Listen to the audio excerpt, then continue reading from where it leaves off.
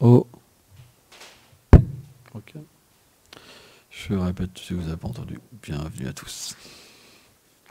Donc aujourd'hui, on va lire un verset de la Bhagavad Gita. J'ai ouvert la page au 5e chapitre, verset 14. Je vais lire le sanskrit.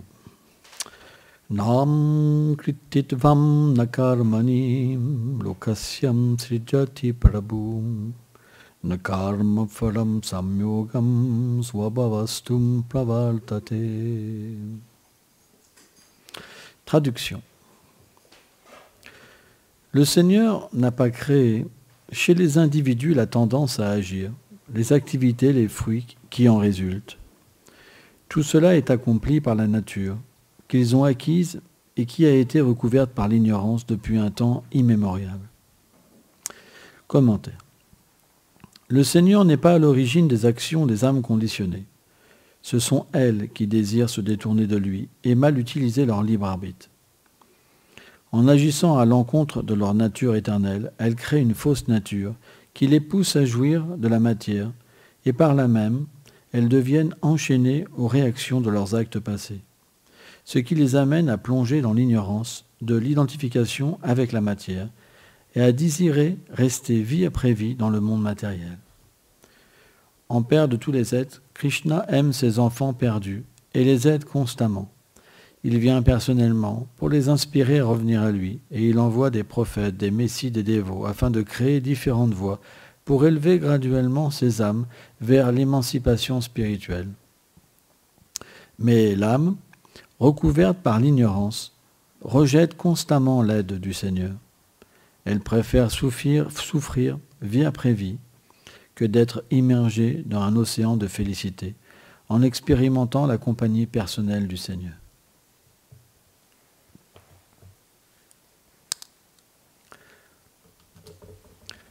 Om Gyano Timmilandasyam Gyanam Sharam Sharakayo Shakshurum Meritam Jena Taisme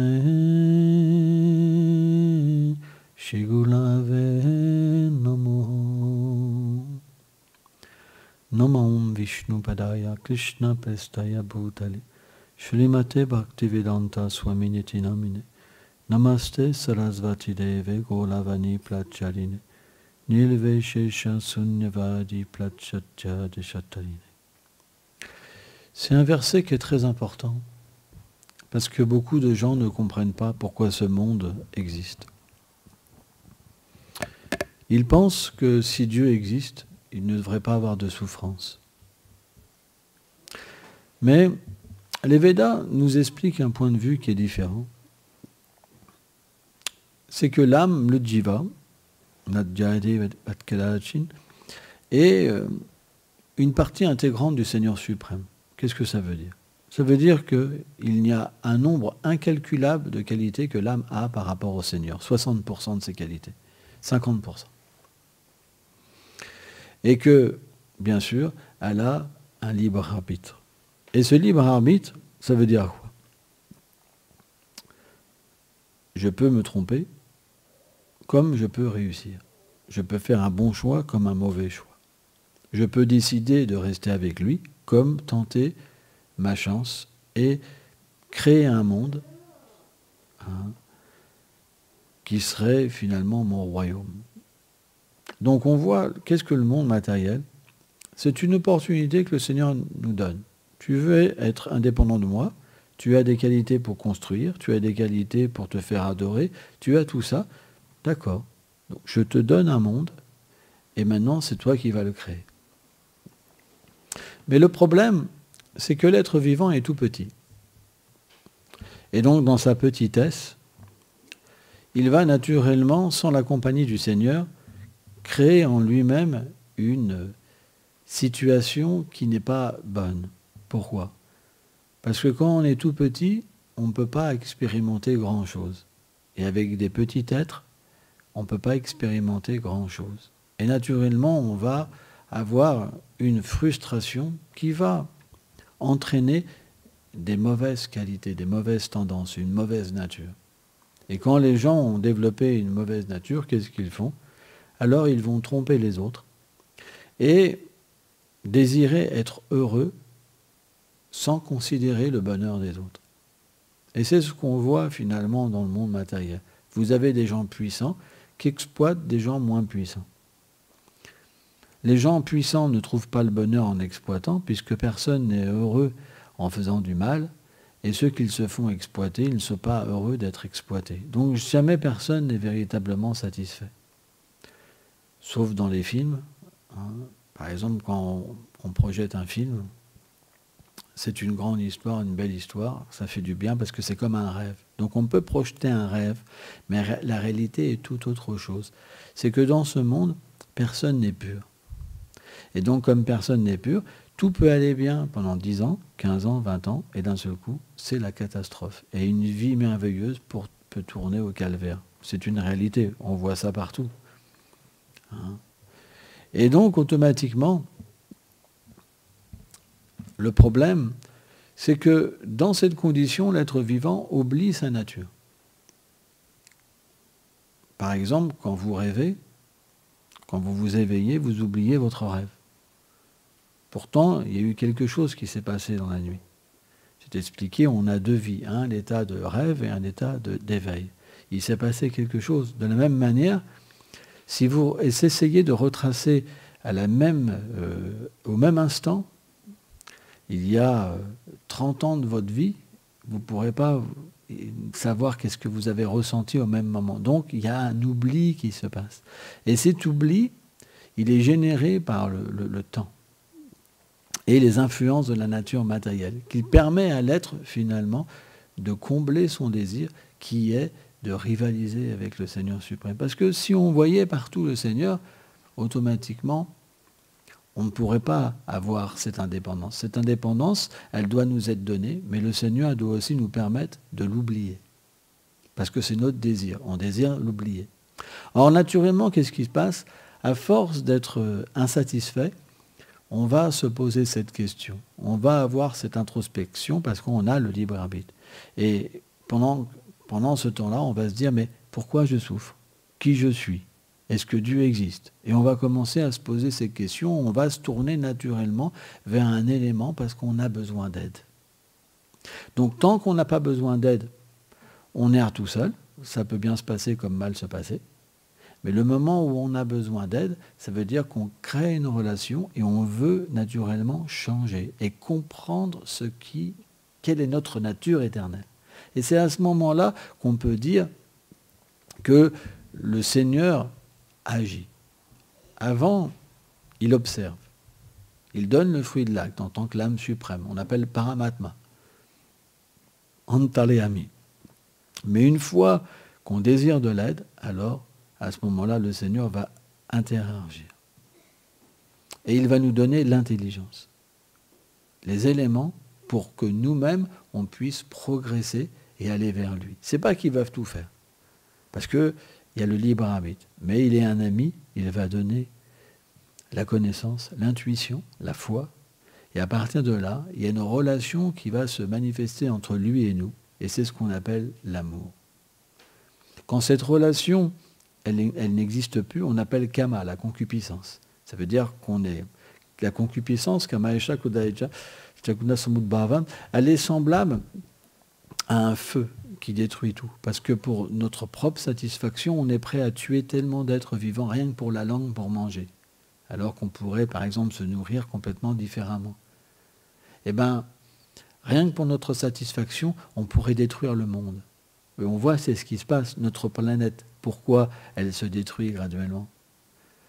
Parce que c'est pour notre satisfaction. Donc ce kama, c'est le pire ennemi de l'être vivant. Et il se manifeste quand la relation entre l'âme et l'âme suprême devient oubliée. Dès qu'elle se remanifeste, automatiquement, on rentre en harmonie avec tous les êtres et avec Ishvara, le Seigneur suprême. Et à partir de là, on peut comprendre le lien qui est interagi entre toutes choses. Et on va naturellement respecter tous les êtres vivants, la nature, tous les êtres, parce que l'âme est partout. Elle est dans le brin d'herbe, elle est dans l'arbre. En fait, toutes sortes, l'âme, elle habite dans toutes sortes d'espèces de vie.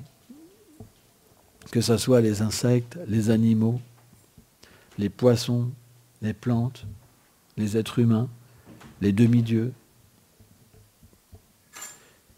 Et c'est selon leurs conditions qu'ils ont une conscience plus atrophiée ou plus développée. L'être humain, par exemple, sur Terre, c'est la conscience avec laquelle on peut comprendre le lien qui nous relie avec le Seigneur. L'animal, il ne peut pas. La plante ne peut pas. Il n'y a pas assez de conscience. Par exemple, vous faites entrer un chien, il ne va pas comprendre la nature de la pièce. Alors qu'un être humain, il peut voir le Seigneur suprême. Donc c'est des consciences qui sont différentes. C'est pour ça que quand on s'associe trop avec un animal, on a une conscience d'animal, on régresse dans la conscience. Mais un animal, s'il s'associe avec les hommes, il peut s'élever jusqu'à un certain niveau. Mais il n'a pas la possibilité d'aller plus loin. Donc après, il reprend une naissance en tant qu'être humain pour aller plus loin. Mais l'être humain peut aussi se dégrader. Il peut avoir sa conscience comme un animal et renaître en tant qu'un animal. C'est expliqué. C'est pour ça on doit tirer le mieux possible profit de notre naissance humaine. Or, dans cet âge, le moyen le plus simple, c'est expliqué, pour se connecter avec Dieu, c'est son nom. Parce que dans l'âge où on est, l'âge de Kali, les êtres ont peu d'intelligence, ils ont une durée de vie très courte, ils sont tout le temps perturbés par toutes sortes de choses, par la colère, par l'envie, par la concupiscence, par la convoitise, l'avidité, toutes sortes de choses. Ils sont constamment dérangés par les phénomènes du temps, des êtres vivants, des maladies. Et donc le Seigneur donne un processus qui est très simple, c'est de chanter son nom. Parce que chanter le nom du Seigneur suprême, il n'y a pas besoin de règles véritables, de propreté, de lieu, de temps. On peut le faire dans n'importe quelle condition, mentalement, audiblement, à voix haute, en murmure. Et dans cet âge, le Seigneur spécialement se révèle très facilement à travers son nom. C'est pour ça qu'on chante son nom. Et c'est très agréable et très facile. Et si on chante le nom du Seigneur avec une conscience pure, et un désir de rétablir notre lien avec lui, alors à partir de son nom, il peut révéler sa forme, ses attributs et ses divertissements. En fait, au niveau spirituel, la chose la plus complète, c'est le son. Alors qu'au niveau matériel, à travers le son, vous ne pouvez pas avoir la forme, ni les agissements des êtres. Vous pouvez avoir un aperçu, mais vous ne pouvez pas voir, ni les attributs. Mais au niveau spirituel, à travers le son, vous pouvez tout obtenir. C'est pourquoi on devrait chanter tous les jours le Saint-Nom, avec une pleine conscience. Et il existe différents noms du Seigneur suprême. Haridas Thakur, il les divise en deux catégories, les noms primaires et les noms secondaires. Les noms secondaires, c'est en relation avec sa puissance. La création, le grand, le destructeur, le mainteneur, l'âme suprême. Et les noms primaires, c'est en relation avec sa personnalité, son monde et ses dévots. Or, lorsqu'on chante le nom primaire, on peut éveiller notre nature éternelle et entrer dans les divertissements du Seigneur. Quand on chante les noms secondaires, on peut simplement comprendre que le Seigneur est le Créateur et nous sommes une création du Seigneur suprême. C'est pourquoi Srila Haridas Thakur, qui est un grand dévot du Seigneur suprême, il nous enjoint de plus de chanter les noms primaires du Seigneur suprême. Et le mantra Hare Krishna, Hare Krishna, Hare Krishna, Krishna Krishna, Hare Hare, Hare Rama, Rama Rama, Hare Hare, est constitué des noms primaires du Seigneur suprême. Hare, Allah, Hari, est un nom qui explique une qualité du Seigneur suprême. C'est qu'il peut tout enlever à son dévot. toutes les choses de mauvaise qualité. Mais surtout, il peut lui voler son cœur. Ce nom aussi peut se référer à l'énergie d'amour du Seigneur suprême, qu'on nomme aussi Radha. Krishna, ça veut dire l'infiniment fascinant. Celui qui possède toutes les qualités d'une manière illimitée. Le charme, la douceur, la beauté, tout. Quand on dit il y a 6 qualités, Bhagava. Celui qui les possède toutes, dans la plénitude, d'une manière infinie, c'est Dieu. Donc, un jiva, une âme, lorsqu'elle chante le Saint-Nom et que le Seigneur commence à révéler ses qualités, ce n'est pas des petites qualités, c'est quelque chose qui va complètement attracter l'âme et lui faire oublier sa fausse nature. Au point que l'être vivant, il devient complètement absorbé et oublieux de ce qu'il a été, même dans ses vies passées et dans cette vie. Il peut devenir libéré de ça, de toutes les souffrances qu'il a connues, de tous les obstacles qu'il a eus, de tous les attachements qu'il a eus, même de son lien avec le corps. Et là, ça veut dire qu'il accomplit des divertissements merveilleux. En fait, le Seigneur a des activités. Mais ces activités, elles ne sont pas comme les nôtres. Elles ne sont pas limitées et elles ne sont pas imparfaites. C'est pourquoi ces qualités, elles peuvent charmer véritablement les êtres vivants. Et en plus, on est fait pour être avec une personne qui nous aime, être avec une personne qui nous permet d'être dans toutes les situations qu'on désire, mais d'une manière parfaite et merveilleuse. Par exemple, un enfant, il veut jouer, mais il ne peut jamais jouer comme il veut parce qu'il y a des parents. Les parents sont un obstacle. Rappelez-vous quand vous étiez enfant. Waouh, la galère. On ne peut jamais faire ce qu'on veut. Il y a toujours quelqu'un qui veut nous dire, bon là ça suffit, viens ici, s'arrête, pas comme ci, pas comme ça. C'est terrible. On n'est pas du tout libre, c'est vrai. Les seuls moments où on est bien, c'est quand on peut se planquer, faire des trucs derrière leur dos, et là on s'éclate vraiment, quoi. Mais ça, c'est pas possible. Ils sont jamais d'accord avec nous, ils n'ont pas les mêmes goûts que nous, c'est à croire qu'ils n'ont jamais été des enfants. C'est vrai. Donc on voit, on est toujours dans une situation limitée. Quand on est grand, il faut aller travailler. Est-ce que tout le monde a envie de travailler? Bon, on aimerait pas faire autre chose. Toujours jouer. Toujours être en amusement, être avec des gens super. Pas besoin d'aller travailler pour avoir de l'argent. Voilà. Donc on est fait pour être dans un monde où tout est donné, où tout est facile, où il y a juste besoin de se donner pour être heureux. Et ça, on ne peut pas l'avoir dans ce monde. Ça ressemble, mais c'est jamais comme on veut. Même l'amour avec une femme ou un homme. On voudrait avoir le prince charmant. Par exemple, une femme avoir un homme avec des belles épaules, toi, bien doux, ça sent bon, etc. Toi, pouvoir prendre refuge. Toi, hein, et un homme, voilà. Bon, bref, on connaît la cérémonie. Hein. Mais c'est jamais comme on veut. Jamais. Jamais. Il pue, des fois. Il a une mauvaise haleine. Hein. Il y a plein de choses comme ça qui peuvent être là. Hein. C'est jamais parfait. Mais quand Krishna donne son refuge, tout est là. Et d'une manière qui comble l'être vivant en plus profond. Parce qu'il peut se donner d'une manière sans limite. Parce qu'il y a un pouvoir qui est donné dans la rencontre du Seigneur.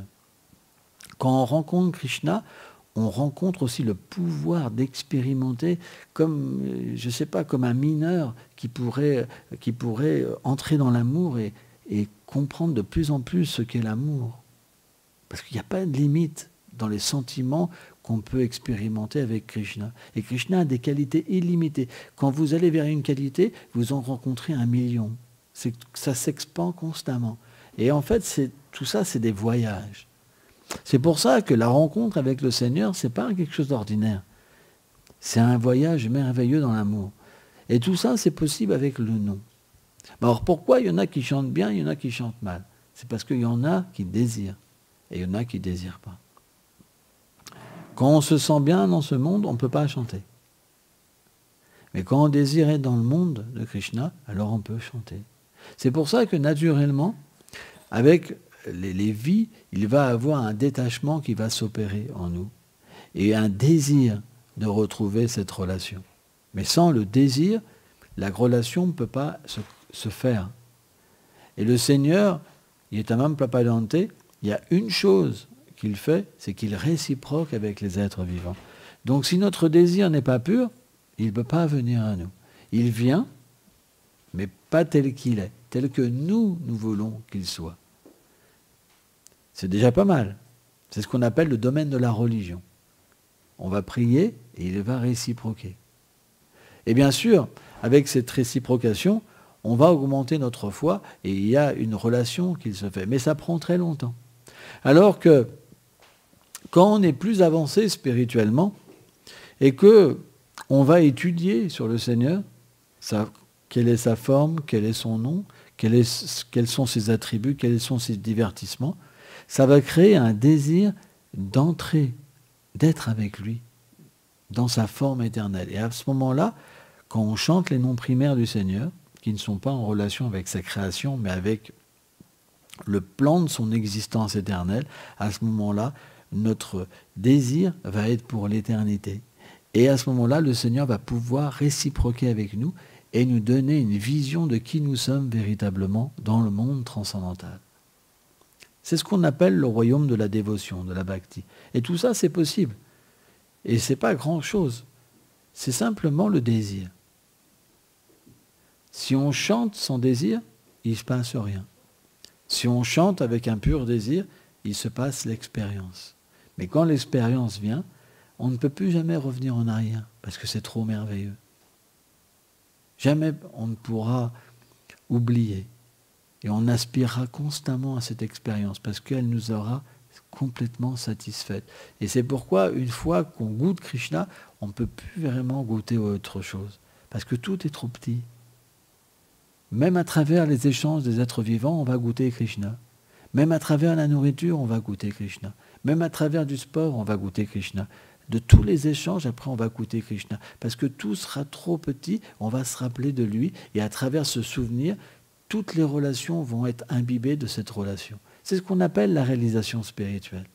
À partir de là, nos actions n'engendrent plus de conséquences. Parce qu'elles sont pures.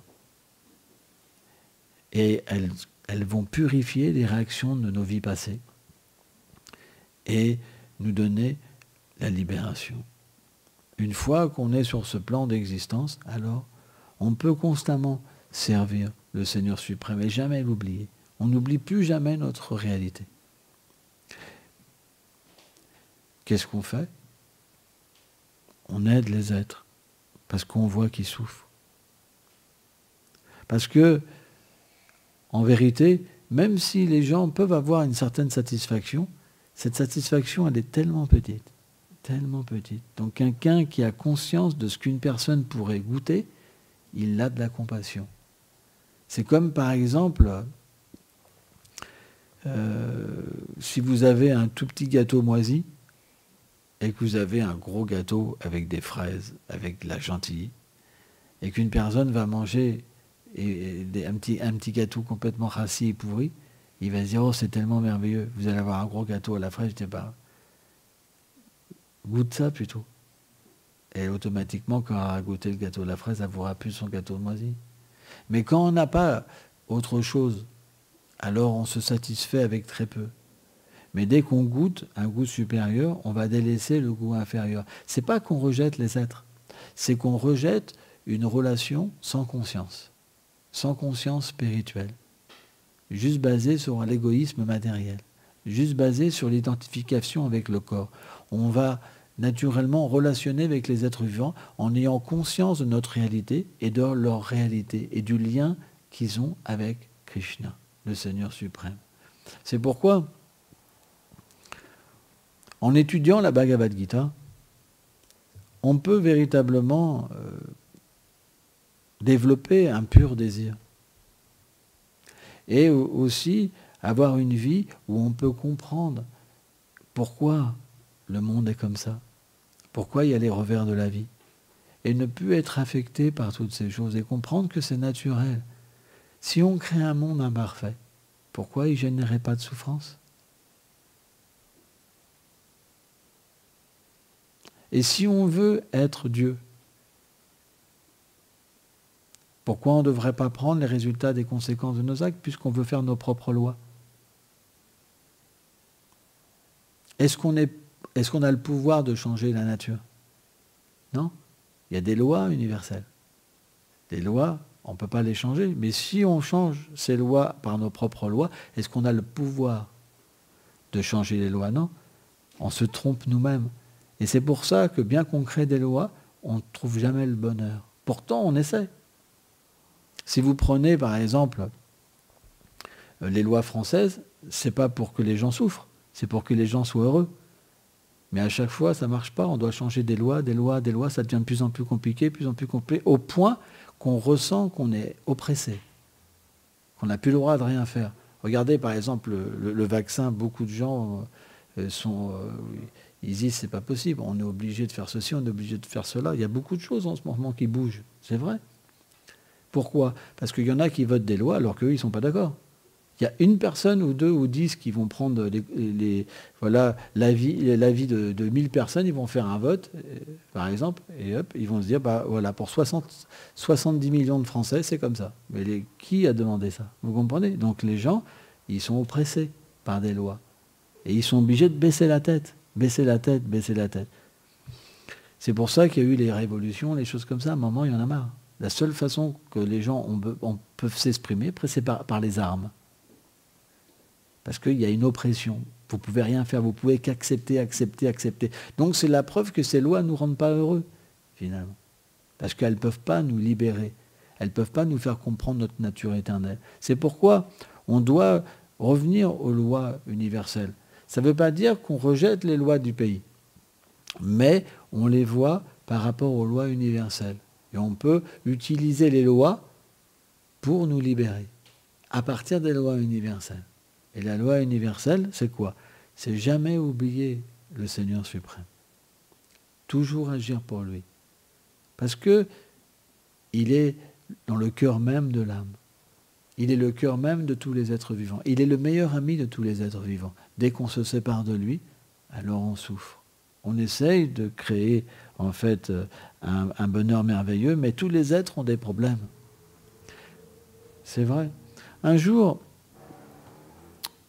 il y a un saint qui a dit que tous les êtres ont un problème. C'est vrai.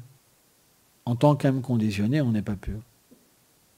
Et on pense qu'avec une autre âme conditionnée, par exemple le mariage, on va être heureux. Mais finalement, on se rend compte que ça ne règle pas les problèmes, ça en ajoute. Et après, on se dit, les enfants, ça rajoute des problèmes. Donc il y a toujours, on ne peut pas par nous-mêmes régler le problème de l'existence. Par contre, si on accepte les lois universelles, le service de dévotion, alors de l'intérieur, les problèmes vont se régler. Et après, à l'extérieur, il n'y aura plus de problème. Ça sera juste un moyen pour servir et pour être heureux. Merci beaucoup.